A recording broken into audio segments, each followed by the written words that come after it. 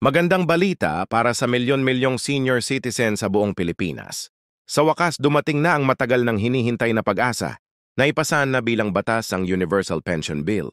Simula ngayong Agosto, garantisado na ang PH na fanki na buwan ng pensyon para sa mga nakatatanda. Hindi lang ito simpleng pagbabago sa pulisya. Ito ay isang makasaysayang hakbang para kilalanin ang dignidad, sakripisyo at karapatan ng ating mga lolo't lola. Kasama ng Social Citizenship Pension or SCP at ang bagong mga panuntunan mula sa Kongreso. Isa itong malaking pagbabago na maaring magbago ng takbo ng buhay ng ating mga nakatatanda. Sa video natin ngayon, ipapaliwanag namin ang bawat mahalagang detalye mula sa kung paano ito naisabatas, sino-sino ang sakop, paano ipatutupad ang SCP, at syempre paano kayo o ang inyong mahal sa buhay ay makikinabang dito. Manatili hanggang dulo at siguraduhing i-like ang video na ito, mag-subscribe sa aming channel, at i-click ang bell icon para hindi mahuli sa mga updates tungkol sa social benefits at tulong mula sa gobyerno. Ang iyong pagpasa ng Universal Pension Bill ay isang napakahalagang sandali sa kasaysayan ng bansa, lalo na para sa mga milyon-milyong matatanda na matagal nang walang kasiguraduhan sa kanilang pinansyal na kalagayan. Sa bisa ng batas na ito, simula Agosto, lahat ng kwalipikadong seniors ay makakatanggap ng PH na 500 kada buwan kahit hindi sila dating miyembro ng SSS o GSIS.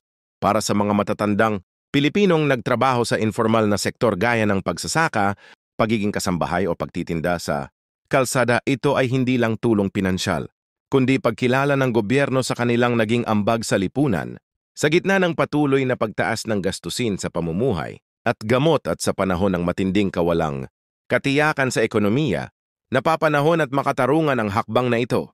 Isa sa mga pinakaimportanteng aspeto ng batas ay ang Social Citizenship Pension o SCP. Hindi tulad ng mga contributory schemes kung saan kailangang maghulog para makinabang. Ang SCP ay isang non-retributory safety net. Ibig sabihin kahit hindi ka nakapagbayad ng kontribusyon nung nagtatrabaho ka, karapat-dapat ka pa rin sa buwan ng pensyon. Sa bansang karamihan ay nagtatrabaho sa informal sector. Tunay na makabuluhan ang probisyon na ito.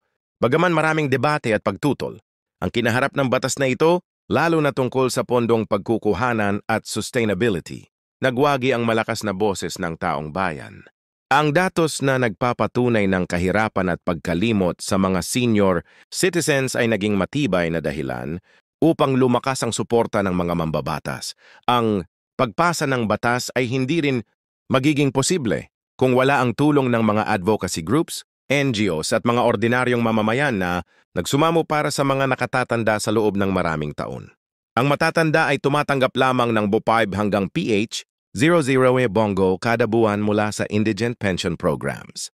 Halagang kulang na kulang kahit sa isang linggong gamot, lalo na sa mga lungsod kung saan mataas ang bilihin. Lalong nagdurusa ang matatanda dahil sa bagong batas, nagbabago ang dynamics. May kakayahan na silang magbayad ng gamot, pagkain at kahit kaunting luho na dati ay imposibleng maabot. Ang Department of Social Welfare and Development o DSWD ang mamumuno sa implementasyon ng batas na ito. Katuwang ang iba pang ahensya ng gobyerno at mga lokal na pamahalaan. Isinasagawa na ngayon ang nationwide validation at registration gamit ang National ID System. Para sa mga may Senior Citizen ID, Voter's ID o Barangay Certificate, pinapayuhang i-update ang impormasyon para maiwasan ng delay. Tinitiyak ng DSWD na sa Agosto ay makapagsisimula na ang mga unang payout para sa mas mabilis at ligtas na proseso. Hinihikayat ang paggamit ng e-wallets, bank accounts o cash cards. Ngunit may handang option pa rin para sa mga nasa liblib na lugar o hindi sanay sa digital platforms. Isang mahalagang bahagi ng batas ay ang top-up system para sa mga seniors na kasalukuyang tumatanggap na ng pensyon mula sa SSS o GSIS. Halimbawa, kung ikaw ay may PH, 00 kada buwan mula sa SSS, may dagdag ka pang 6 na 500 para maabot ang minimum. Hindi ito doble benepisyo kundi pantay na tulong para tiyaking walang senior citizen ang may iwan sa laylayan. Layunin nitong ipatupad ang pantay-pantay na suporta man ang naging kontribusyon ng isang tao noon. Ngunit higit pa sa pinansyal na aspeto, may malawak itong epekto sa komunidad at ekonomiya. Kapag may regular na kita ang matatanda, nadaragdagan ang kapasidad ng pamilya, negosyo sa barangay at lokal na ekonomiya. Sa mga tao na ngang matatanda ang tagapag-alaga ng mga apo, May kakayahan na silang masustentuhan ang pagkain, gamot at tirahan sa mga barangay. Ang sabayang pagtanggap ng daan-daan o libo-libong pensyon ay nagpapalakas ng bentahan sa mga tindahan, batika, palengke at transportasyon. Ito ang mga hindi agad nakikitang benepisyo ng batas na ito. May malaki ring epekto sa mental health ang seguridad sa pera. Ang mga matatanda na dating nakakaramdam ng pagkawalang silbi, hiya o pagkalimot mula sa lipunan ay muling nagkakaroon ng halaga. Mararamdaman nila na sila ay bahagi pa rin ng lipunan. May karapatan at may papel pa rin sa ating bayan. Sa pangunahing aspeto ng batas ay ang pagtatatag ng National Senior Welfare Fund. Ang pondo ay pamumunuan ng isang komite mula sa DSWD, Department of Finance, Budget at mga kinatawan ng senior citizens. Magkakaroon ito ng tao ng audit at public reports upang tiyakin ang transparency. Kukunin ang pondo mula sa realignment ng national budget.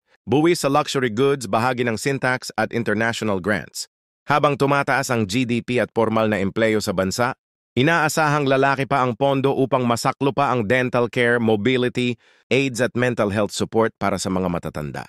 Dahil sa pinansyal na kalayaan ng matatanda, inaasahang mas magiging aktibo ang LGU sa paggawa ng mga elderly-centered programs. May mga planong wellness activities, group insurance, regular health, screenings at community centers para sa seniors. Ang DO8 ay nag-anunso rin ng dagdag na mobile health clinics para maabot ang mga senior sa malalayong lugar. Gusto ng gobyerno na ang pinansyal na benepisyo ay sabayan ng sapat na serbisyo pangkalusugan. May ilan ding kritisismo lalo na tungkol sa posibilidad ng pang-aabuso o pamumulitika sa pagpapatupad ng batas. Kaya naman may parusa para sa mga lokal na opisyal na mahuhuling gumagamit ng pensyon para sa sariling interest. May grievance system na rin kung saan maaaring mag-report ng mga anomalya at meron ding citizen watchdog na binubuo ng mga voluntaryo at kinatawan ng nakatatanda. Ang batas ay may foresight din pagdating sa digital inclusion. Dahil maraming matatanda ang hindi pamilyar sa teknolohiya, ang DSWD ay nakipag-partner sa mga tech companies at NGOs para magturo ng digital literacy sa mga lolo't lola. Tinuturuan silang gumamit ng smartphone. Paano i-check ang pensyon, mag-report ng problema at iwasan ng mga scam? May mga kabataang volunteers na rin na tumutulong, kaya nagkakaroon ng ugnayan ng henerasyon at tumitibay ang respeto sa matatanda. Napakarami ng kwento ng tagumpay ang lumalabas mula sa mga probinsya gaya ng Leyte, Bohol at Bukidnon. May isang 74 anyos na biyudo sa Leyte na ngayon ay kayang bumili ng gamot para sa diabetes nang hindi nangungutang. Sa Bohol, isang grupo ng mga senior na babae ang muling binuksan ng negosyo nilang tuyo gamit ang bahagi ng kanilang pensyon. Ngunit mga kwentong ito ay patunay kung bakit napakahalaga ng batas na ito.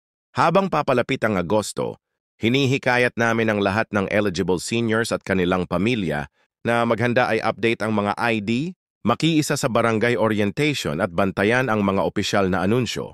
Mag-ingat sa mga manloloko na nagpapanggap na taga-gobyerno o humihingi ng bayad para sa mabilisang proseso. Tandaan, libre ang proseso at walang bayad kailanman. Kung may alinlangan, tumawag o magtungo sa opisina ng DSWD o bisitahin ang kanilang opisyal na website. Ang Universal Pension Law ay hindi lang batas. Isa itong pahayag ng pagmamahal at respeto ng bayan para sa mga matatanda. Isa itong pangako na sa Pilipinas. Hindi dapat maging sentensya ang pagtanda. Ang bawat lolo't lola ay karapat-dapat mabuhay ng may dignidad, respeto at kiganhawahan. Nasa kamay ng bawat Pilipino ang tagumpay ng batas na ito. Bantayan natin ito. Itama kung may pagkukulang at palawakin pa para sa kinabukasan. Kung nakatulong sa inyo ang video na ito, huwag kalimutang i-like, mag-subscribe sa aming channel at i-click ang bell icon para sa iba pang makabuluhang updates. Maraming salamat sa panonood at magkita-kita tayo sa susunod na